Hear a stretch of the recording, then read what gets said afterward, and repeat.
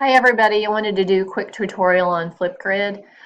This is a Flipgrid that Ms. Sloan sent the teachers for us to practice, and as you can see I made a practice video and I was going to show you the steps that I went through in order to do that. So you click on the plus sign and your camera will open just like it does when you do a Zoom call, and many of you may have done Flipgrid already. What you will do first, you can just talk into the screen however you want. Y'all know how to do that. And then in order to share your screen, you click these three dots here.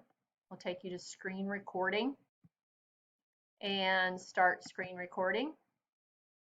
And then here you'll have this window where you'll just click on your entire screen and click share. And then you'll need to go find what you want to share. You'll want to share is your presentation. So this is my sourdough bread, making a sourdough. This is my Genius Hour. And right now it's just in the editing mode. So I could, this is where I work, the work mode. But if I want to present it, I can come up here and click present. And that will go to the full screen. And that looks really nice. It's a great way for you to do the presentation, and then we can still see you in the little window at the bottom. And then you can use your plus sign, your arrows to maneuver and then escape if you want to get out of that window. This presentation mode that some of you like does not really work. I'm going to show you what that looks like. It's kind of messy.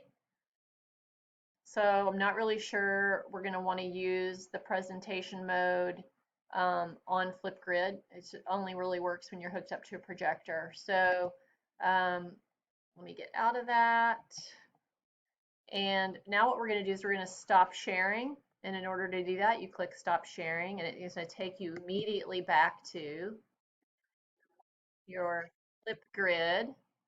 And then you're going to be where you can add more. So you can then add some more text just like this. When you're finished,